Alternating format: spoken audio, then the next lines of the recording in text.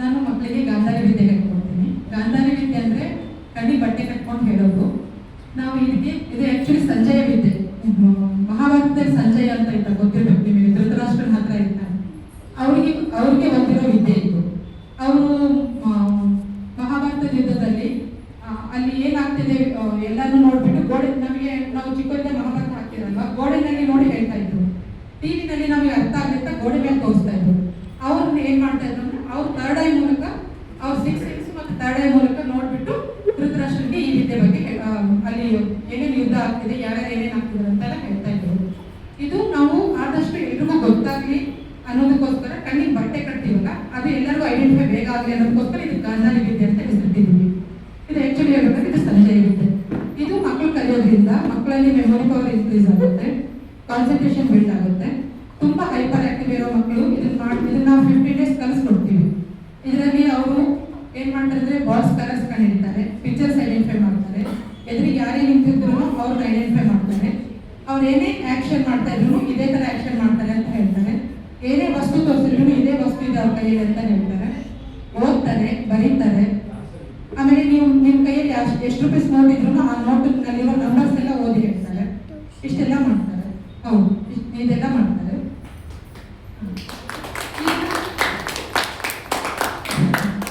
ಇದು 15 ದಿನದ ಕೋರ್ಸ್. ಇದು 15 ದಿನದಲ್ಲಿ ಇದೆಷ್ಟು ಕಲಿತಾರೆ. ಇದು ಕಲಿತಾದ್ಮೇಲೆ ನಾವು 15 ದಿನ ಆದ್ಮೇಲೆ ಪೇರೆಂಟಿಗೆ ಕರೆಸ್ಬಿಟ್ಟು ಅವ್ರ ಮುಂದೆ ಪೇರೆಂಟ್ ಕೈಯಿಂದಲೇ ಡೆಮೋ ತೋರಿಸ್ತೀವಿ. ಅವತ್ತು ನಾವು ಏನು ಮಾಡಲ್ಲ. ಯಾಕಂದ್ರೆ ತುಂಬಾ ಜನ ಏನಂತಾರೆ, ಮುಂಚಿನ ಮಕ್ಕಳಿಗೆ ನೀವೆಲ್ಲ ಹೇಳ್ಕೊಟ್ಟಿರ್ತೀರಾ, ಏನು ಕ್ಲೂಸ್ ಕೊಟ್ಟಿರ್ತೀರಾ, ಅದ್ರ ತರ ಹೇಳ್ತಾರೆ ಅಂತ ಹೇಳ್ತಾರೆ. ಅದಕ್ಕೋಸ್ಕರ ನಾವು ಅವತ್ತಿನ ದಿನ ನಾವು ಸುಮ್ಮನೆ ಕೂತ್ಕೊಂಡು ಪೇರೆಂಟ್ ಕೈಗೆ ಕೊಟ್ಬಿಟ್ಟು ಪೇರೆಂಟ್ ಕೈಯಿಂದಲೇ ಬಾಲ್ಸ್ ತೋರಿಸ್ತೀವಿ, ಪೇರೆಂಟ್ ಕೈಯಿಂದಲೇ ಪಿಕ್ಚರ್ಸ್ ತೋರಿಸ್ತೀವಿ. ಪ್ರತಿಯೊಂದನ್ನು ಪೇರೆಂಟ್ ಕೈಯಿಂದಲೇ ಮಾಡಿಸಿ ಕಲಿಸ್ತೀವಿ. ಇದರಲ್ಲಿ ನಾವು 15 ದಿನ ಬರೀ ಇಷ್ಟೇ ಕಲಿಸಲ್ಲ, ಸಾಧನೆ ಮಾಡಿಸ್ತೀವಿ. ಸಾಧನೆ ಅಂದ್ರೆ ಶ್ಲೋಕಾಸ್ ಹೇಳಿಸ್ತೀವಿ, ಮುದ್ರಾಗಳು ಹೇಳ್ಕೊಡ್ತೀವಿ, ಆಮೇಲೆ ಬ್ರೈನ್ ಆಕ್ಟಿವಿಟೀಸ್ ಹೇಳ್ಕೊಡ್ತೀವಿ, ಕೆಲವೊಂದಷ್ಟು ಆಸನಗಳನ್ನು ಹೇಳ್ಕೊಡ್ತೀವಿ. ಇದೆಲ್ಲನೂ ಲಾಸ್ಟ್ 15 ಡೇ ಅವ್ರ ಪೇರೆಂಟ್ ಮುಂದೆನೆ ತೋರಿಸ್ತಾರೆ.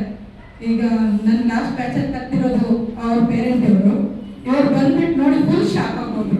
ಮಕ್ಕಳೆಲ್ಲರೂ ಶ್ಲೋಕಾಸ್ ಹೇಳೋದು, ಪ್ರತಿಯೊಂದು ಹೇಳೋದು ನೋಡ್ಬಿಟ್ಟು ಫುಲ್ ಶಾಕ್ ಆಗೋದು. 15 ದಿನದಲ್ಲಿ ಮಕ್ಕಳು ಇಷ್ಟೆಲ್ಲ ರೆಡಿ ಆಗೋಗ್ತಾರ ಅಂತ ಅಷ್ಟೆಲ್ಲ ರೆಡಿ ಮಾಡ್ತೀವಿ. ನೀವು ಲಕ್ಷಾಂತರ ರೂಪಾಯಿ ಫೀಸ್ ಕಟ್ಬಿಟ್ಟು ಸ್ಕೂಲಿಗೆ ಕಳಿಸಿರ್ತೀರ, ಕೊನೆಗೆ ಓದಿಲ್ಲ ಮಗು ಅಂದ್ರೆ ನೀವು ಬೇರೆ ಸ್ಕೂಲಲ್ಲಿ ಕೇಳಿದ್ರೆ ಅವ್ರೇನಂತಾರೆ, ನಿಮ್ಮ ಮಗುನೇ ಓದ್ತಾ ಇಲ್ಲ, ನಿಮ್ಮ ಮಗುಗೆ ಕಾನ್ಸಂಟ್ರೇಷನ್ ಇಲ್ಲ, ಮೆಮೊರಿ ಪವರ್ ಇಲ್ಲ ಅಂತ ಮಗು ಮೇಲೆ ಹಾಕ್ತಾರೆ. ನಾವಿಲ್ಲಿ 100% ಗ್ಯಾರಂಟಿ ಕೊಡ್ತೀವಿ, 15 days ಅಲ್ಲಿ ಇಷ್ಟು ಮಗು ಕಲಿಯುತ್ತೆ ಅಂತ ಹೇಳಿ. ಹಾಗಾಗಿ ಆದಷ್ಟು ಸರ್ ಹೇಳಿದಂಗೆ ಇವಾಗ ಗ್ರಂಥಾಲಯ ಅಂದ್ರೆ ಏನು ಅಂತಾನೆ ಗೊತ್ತಿಲ್ಲ, ಕುಮಾರಸ್ವಾಮಿ ಲೇಔಟ್ ಅಂತಾರಲ್ಲ, ಹತ್ತಿರದಲ್ಲೇ ಇರ್ತೀವಿ. ಇಷ್ಟೆಲ್ಲ ವಿದ್ಯೆಗಳಿರ್ತವೆ, ಬಟ್ ಯಾರಿಗೂ ಗೊತ್ತಿರುತ್ತೆ, ಪಕ್ಕದವ್ರಿಗೆ ಯಾರಿಗೂ ಹೇಳಲ್ಲ. ನನಗೆ ಏನಕ್ಕೆ ಬೇಡು, ಅವ್ರು ಹೋಗುತ್ತಾರೆ, ಅವ್ರು ನೋಡ್ಕೊಳ್ತಾರೆ, ಈ ತರ ಇರುತ್ತೆ. ಅದಕ್ಕೆ ಆದಷ್ಟು ಏನ್ ಮಾಡಿ, ಎಲ್ಲರೂ ನಿಮಗೆ ಗೊತ್ತಿರುತ್ತಾ ಇನ್ನೊಂದು 4 ಜನ ಸ್ಪ್ರೆಡ್ ಮಾಡಿ.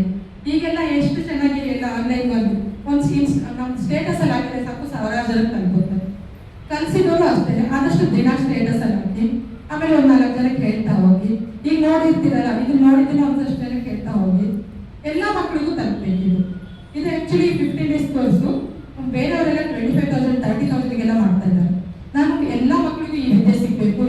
ಇವಾಗೆಲ್ಲ ಮಕ್ಕಳು ನಮಗೆ ತುಂಬಾ ಬರ್ಡನ್ ಆಗ್ತಾ ಇದೆ, ನಮಗಿದೆ ಎಜುಕೇಶನ್ ತುಂಬಾ ಹೆಕ್ಟಿಕ್ ಇದೆ ಅಂತ ಹೇಳ್ಬಿಟ್ಟು ಎಷ್ಟೋ ಜನ ಮಕ್ಕಳು ಚಿಕ್ಕ ವಯಸ್ಸಲ್ಲಿ ಸೂಸೈಡ್ ಮಾಡ್ಕೊಳ್ಳೋದು, ಏನೇನೋ ಮಾಡ್ಕೊಳ್ತಾರೆ. ಇದನ್ನ ಕಲಿಯೋದ್ರಿಂದ ಏನಾಗುತ್ತೆ, ಅವ್ರ ಮಕ್ಕಳು ಕಾಮ್ ಆಗ್ತಾರೆ. ಮುಂದೆ ನಾವು ಏನ್ ಮಾಡ್ಬೇಕು, ಏನ್ ಮಾಡ್ಬಾರ್ದು ಅನ್ನೋ ಫ್ಯೂಚರ್ ಅಲ್ಲಿ ಅವ್ರಿಗೆ ಏನ್ ಡಿಸಿಷನ್ ತಗೊಳ್ಬೇಕನ್ನೋದೆಲ್ಲಾನು ಅವ್ರಿಗೆ ಗೊತ್ತಾಗ್ತಾ ಹೋಗುತ್ತೆ.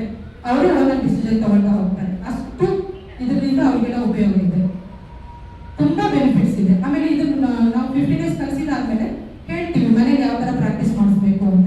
ಅದೇ ತರ ಮನೆಗೆ ಪ್ರಾಕ್ಟೀಸ್ ಮಾಡಿಸ್ತಾ ಇದ್ರೆ ಮಕ್ಕಳಿಗೆ ತುಂಬಾ ಮಿರಾಕಲ್ಸ್ ಮಾಡ್ತಾರೆ. ನಮ್ಗೆ ಗೊತ್ತಿರಲ್ಲ, ಕಲಿಸೋರ್ಗೂ ಗೊತ್ತಿರಲ್ಲ, ಇವ್ರ ಪೇರೆಂಟ್ಗೂ ಗೊತ್ತಿರಲ್ಲ, ಅಷ್ಟು ಮಿರಾಕಲ್ಸ್ ಎಲ್ಲ ಮಾಡ್ತಾರೆ.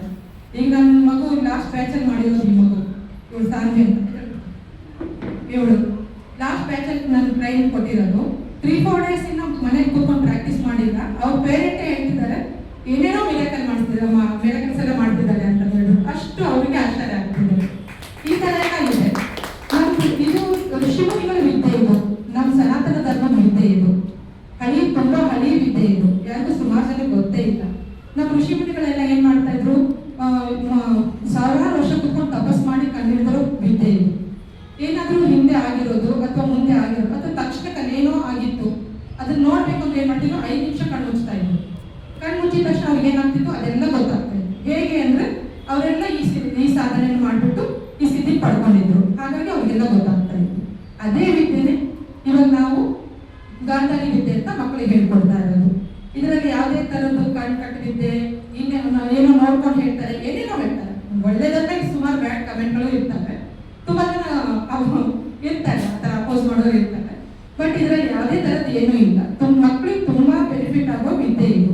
ಇದನ್ನ ಕಲ್ತ ಮೇಲೆ ಮಕ್ಕಳು ಎಷ್ಟೋ ಜನ ಮಕ್ಕಳು 30%, 40% ಇರೋ ತಗೊಂಡಿರೋ ಮಕ್ಕಳೆಲ್ಲ 50, 60, 70 ತನಕ 90 ತನಕ ಸ್ಕೋರ್ ಮಾಡಿದವರು ಇದ್ದಾರೆ. ಅಷ್ಟೆಲ್ಲ ಮೆಮೊರಿ ಪವರ್ ಇನ್ಕ್ರೀಸ್ ಆಗುತ್ತೆ ಮಕ್ಕಳಿಗೆ. ಹಾಗಾಗಿ ಇದರಲ್ಲಿ ತುಂಬಾ ಬೆನಿಫಿಟ್ ಇದೆ. ನೋಡಿ, ಎಲ್ಲರೂ ಆದಷ್ಟು ನಿಮ್ಗೆ ಗೊತ್ತಿರೋರಿಗೆ ನಿಮ್ಮ ಮಕ್ಕಳಿಗೆ ಎಲ್ಲರಿಗೂ ಹೇಳಿ ಆಮೇಲೆ ಎಷ್ಟೊಂದು ಅಷ್ಟು ಸ್ಪ್ರೆಡ್ ಮಾಡಿ. ಇದು ನಾನು ಹೇಳಿದೆ, ಬೇರೆಯವರೆಲ್ಲ ಅಷ್ಟೆಲ್ಲ ಅಮೌಂಟ್ ಇಂದ ಮಾಡ್ತಾ ಇದ್ದಾರೆ. ನಾನು ತುಂಬಾ ಕಡಿಮೆಗೆ ಎಲ್ಲ ಮಕ್ಕಳಿಗೂ ಸಿಗ್ಲಿ ಅಂತ ನಾನು 9,000 ಮಾಡ್ತಾ ಇದ್ದೀನಿ. ಫೀಸ್ 9,000 ಪೇ ಮಾಡಿದ್ರೆ 15 ಡೇಸ್ ಕೋರ್ಸ್ ಇದೆ.